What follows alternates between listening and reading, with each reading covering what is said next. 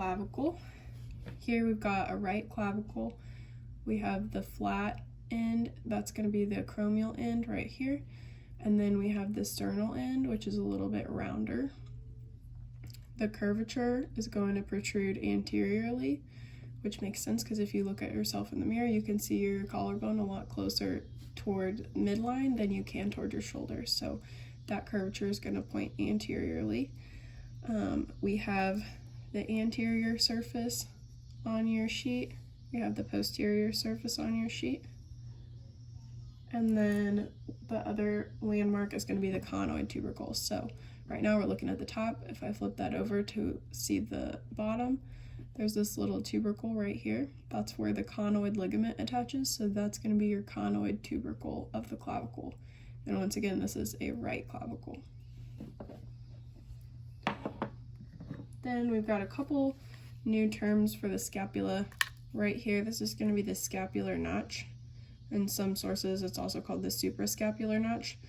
But this is where the suprascapular nerve is going to come out and go to that supraspinatus muscle right there above the scapular spine. The other new one we've got this week is the coracoid process. So we are looking at the anterior side of the scapula. This is the coracoid process right here.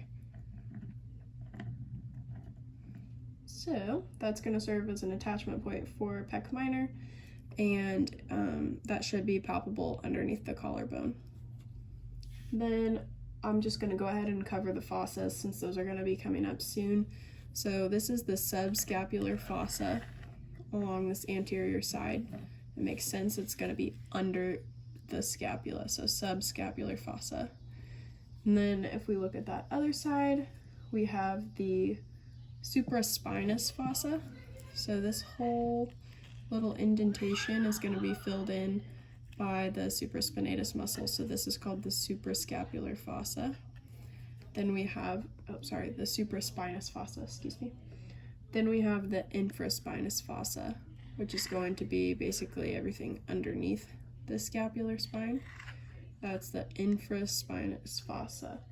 So that makes sense, below the spine. Then we've got two new ones for next week. The supraglenoid tubercle, which is going to be exactly where it sounds, supraglenoid. So we've got the glenoid cavity here. It's superior to the glenoid cavity.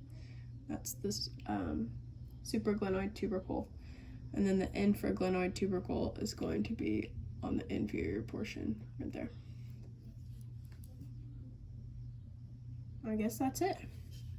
Not a lot this week.